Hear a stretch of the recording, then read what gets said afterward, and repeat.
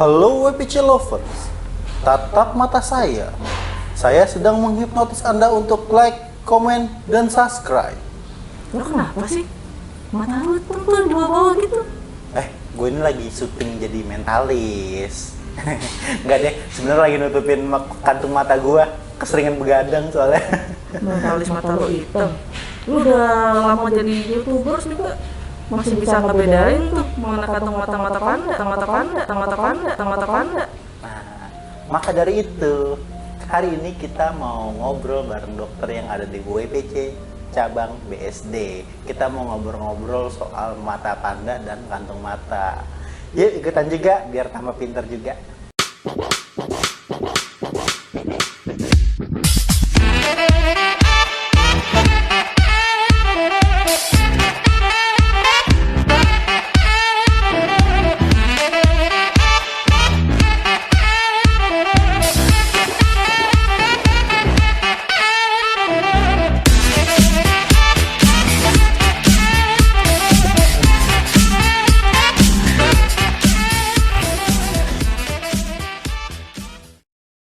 Halo WPC Lovers, saya sekarang udah sama dokter yang ada di Wijaya Platinum cabang BSD nih. Halo dok, apa kabar? Baik. Oh iya dok, boleh kenalkan dulu namanya ke audiens kita nih dok nih? Boleh.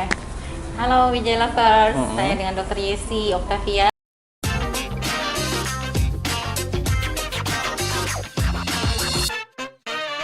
Dari Wijaya Platinum Clinic BSD. Oke, dokter Yesi ya? Iya, betul. Saya panggilnya dokter Yesi. Ya. Oke. Oke dok, ada di hari apa aja nih di BSD ini dok? Oh, ya untuk prakteknya saya sendiri praktek di Wijaya Platinum Clinic BSD hari Selasa dan Kamis pukul 10 sampai 18.00. Untuk hari Jumat di jam 3 sampai jam 7 malam. Juga untuk hari Sabtu di jam 10 pagi sampai jam 2 siang. Oke, jadi buat teman-teman yang mau konsul atau treatment dengan dokter Yesi bisa di hari dan di jam yang tadi dokter Yesi sudah sebutkan ya. Iya. Oke dok, jadi hari ini kita teman-teman nih mau pada nanyain soal kantung mata dan mata panda nih dok Oke, nih. Boleh boleh, ya? boleh. Kita Apa sih ganggu yang dulu enggak? waktunya sebentar ya. Boleh. Kita langsung masuk ke pertanyaan pertama ya. Boleh. Ya. Oke. Nah, pertanyaan yang paling dasar dulu deh. Bedanya kantung mata sama mata panda ini apa, dok? Oke. Kalau untuk kantung mata dan mata panda sendiri itu memang sama-sama terjadi di area under eye atau bawah mata ya. Oke. Untuk bedanya sendiri kalau untuk mata panda itu warnanya, di mana warna lingkar area sekitar mata kita lebih gelap dari yang seharusnya. Bisa karena penyebabnya banyak ya, variabel penyebabnya dari faktor internal bisa, faktor eksternal apalagi. Kalau untuk itu mata panda. Kalau untuk si kantong mata karena adanya pembengkakan di bawah jaringan area sekitar mata ini, bisa karena adanya pembengkakan dari retensi cairan, bisa juga karena dari lemak, tergantung eye bag-nya apa isinya. Oke. Oh gitu ya. Oke. Nah, berarti tadi emang sungguh beda sekali ya. Beda sangat ya, yang satu dari warnanya, yang satu dari isinya sih Isinya apa ya. sih gitu kan. Kalau mata ini. saya sendiri nih apa nih? Ada mata panda ini ya? sih mata panda banget ya. Berapa malam nggak tidur? Oke. Begadang 3 malam kayaknya. Oh gitu. Kerja rodi kayaknya. Belum ada kantung mata kan tapi ya? Kantung mata sih belum, tapi kalau Belum mata ya? pandanya, kamu malah cenderungnya bukan kantung ya, tapi cekung area bawah Oh, matanya. emang model mata saya cekung ke dalam Betul, gitu. karena bola mata kamu kebetulan agak semi exophthalmos ya, artinya bola mata kamu sendiri agak lebih keluar daripada orang kebanyakan nih. Kasarnya belok gitu ya. Istilah awamnya belok bener. Karena untuk orang yang punya mata seperti kamu belok, Oke. otomatis area bawah Bawahnya mata akan ini di lebih- bawah eyelid liner bawahnya dia agak lebih cekung sih. Oke deh, next question nih dok Boleh. nih. Kalau dari penyebabnya sama nggak nih dok nih antara kantung mata dan mata panda? Oke, kalau dari penyebab sebagian sama, sebagian juga beda Oh, ya gitu, gitu. oke. Jadi ada yang membedakan. Kalau untuk si mata panda sendiri karena warnanya yang lebih gelap ini karena adanya faktor pembuluh darah di bawah area mata ini yang Yes. harusnya agak di dalam letaknya, dia kenapa ada di permukaan, lebih ke permukaan. oke. Sehingga warna pembuluh darah ini kan isinya sel-sel darah ya, Ya. yang warnanya akan lebih pekat. Jadi seolah-olah mata kita jadi lebih gelap. Bisa karena jaringan kolagen di bawah kulit kita sendiri tipis. Kulit kita makin tipis, kolagen makin tipis, jadi pembuluh darah makin lebih terlihat Oh, gitu ya. oke, Itu kalau untuk oke. mata-mata pandanya. Nah, penyebabnya yang samanya kalau untuk si kantong mata, Kantong mata. dengan kolagen yang sedikit itu, otomatis kulit akan kendur. Oh, Benar ya, oke. sepakat ya, kulit Ah. kendur, banyak root halus, sehingga karena kulitnya kendur akan memudahkan untuk terjadi retensi cairan di situ. Jadi bikin Oke. ada tumpukan, entah itu lemak, entah itu air, bisa dua hal itu malah bisa bercampur juga dua-duanya. Oke, berarti kolagen ini sangat penting untuk kulit Sangat kita penting, ya. karena kita semakin tambah usia, apalagi di atas 30-an, kolagen kita per tahun udah pasti berkurang kalau kita nggak rawat dengan baik. Nah, gimana gitu tuh ya. cara merawat kolagen kita agar tidak berkurang, Dok, walaupun usia bertambah, Dok? Oke, perawatan dong pastinya Perawatan ya. Perawatan di Wijaya ya. ya, gitu. Oke, satu, emang itu udah hal yang lumrah ya, dimana saat kita memasuki usia di atas 30, kolagen itu berkurang per tahunnya. Gitu. Terus tapi kalau misalnya kita rawat, kita ada perawatan before-nya dari usia sebelum 30, itu akan lebih bagus. Jadi saat kita menjelang usia 30 ke atas, kolagen kita masih bagus. Jadi nggak gampang tuh terbentuk kantong mata, terus area bawah mata yang kendur gitu ya. Kantong mata tuh hanya ada kantong mata yang terisi. Itu karena ada pembengkakan kan. Iya. Kalau kendur itu dikolaps. Kulitnya kolaps, kolaps itu cekung gitu Nah, ya. cekung Kayak area dalam. kamu gini kan cekung. Cekung ke dalam. Tapi cekung ini kan bisa karena ada faktor genetik, ya kayak bawaan lahir. Mata Iya. belok kan bawaan lahir. Mata lagi ya, nggak bisa dibuat nggak kan. dibuat-buat. Jadi bawaan lahir bisa, Ah. terus genetik faktor turunan iya gitu. Tapi ada juga penyakit-penyakit tertentu gitu ya. Dan bisa juga karena memang pola hidupnya, lifestyle-nya nggak bagus Oke, gitu ya. dari Jadi, lifestyle juga pengaruh ya pengaruh nanti ke banget. mata ya. Oke, next question deh Dok nih. Nah, tadi kan sempat bahas begadang-begadang ya. Begadang itu emang bener nggak sih bikin mata kita jadi menghitam dan jadi ada kerutan gitu? Oke, kalau untuk menghitam pasti. Kenapa? Karena saat kita begadang itu otomatis tubuh kulit itu pengaruh dengan kadar air di bawah kulitnya gitu ya. Di bawah kulit ini terjadi dehidrasi.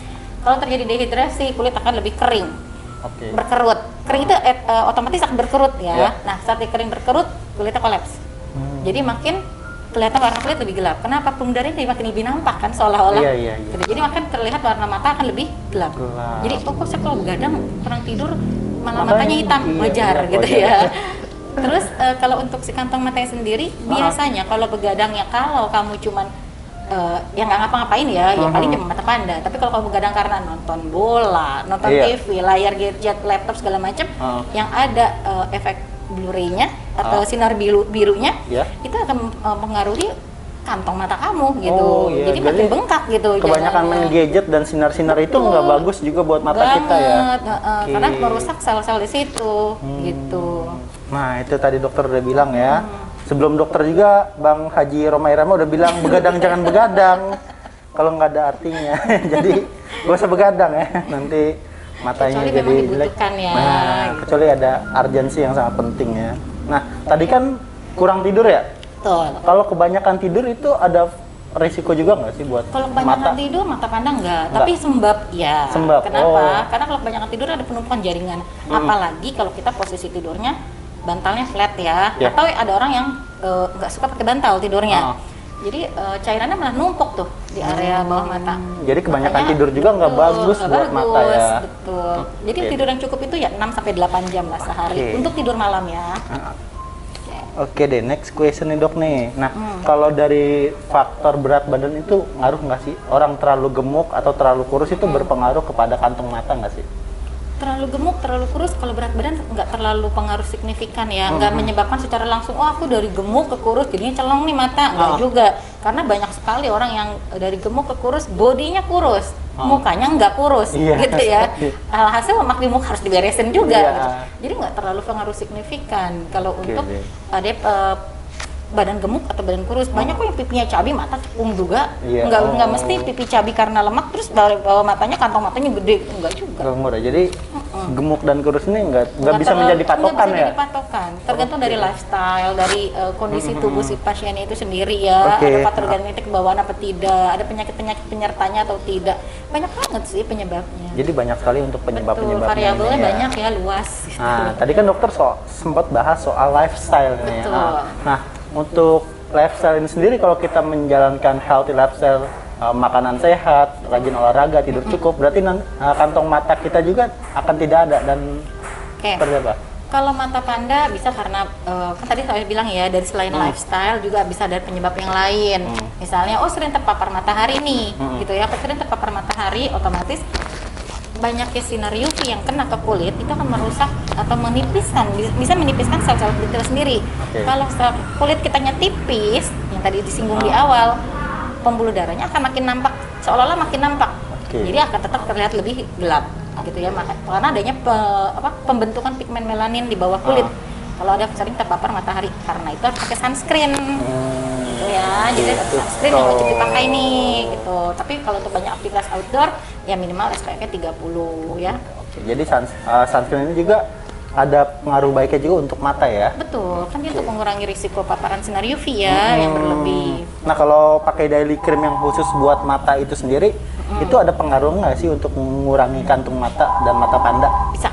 Kalau untuk daily cream untuk mengurangi mata yang berkerut, mata yang warnanya gelap, dengan pemberian krim-krim yang ada kandungan retinoilnya, ada kandungan vitamin C-nya, itu bisa mencerahkan, bantu mencerahkan. Balik lagi, ada faktor genetiknya nggak? Gitu ya. Kalau ada faktor genetiknya sulit gitu. Bisa dikurangi, tapi hilang total tidak. Karena ada bawaannya. Tapi kalau misalnya cuma karena sering ya begadang gitu ya, karena sering aktivitas outdoor jadi sering kena matahari, tapi tidak pakai sunscreen, lifestyle-nya not good gitu ya, kurang minum, jadi kulitnya dehidrasi, ya bisa diatasi dengan pemberian krim, karena krim-krim ini bisa melembabkan dan bantu menebalkan lagi sel kulitnya gitu ya. Jadi pakai krim-krim itu juga akan membantu mengurangi mata panda dan kerutan ya teman-teman nih. Oke, next question nih. Banyak ya kayaknya. Iya banyak nih dok nih. Yang nanya banyak, udah saya kumpulin nih. Ya. Tadinya ada 30 pertanyaan, diringkas jadi 12. Sampai maghrib kayaknya ya. Nungguin buka puasa kita. Nah nih, kan ada yang sering banget kompres-kompres pakai timun tuh ya. Itu benar bisa mengurangi mata panda nggak sih? Kalau ketimun sendiri dari ketimun ini punya kandungan antioksidan dan kadar air yang cukup banyak ya. Jadi bisa bantu untuk kalau memang dia mata pandai karena tadi ya, karena kulitnya dehidrasi, karena kulitnya memang kekurangan kadar vitamin di bawah kulit, membantu iya.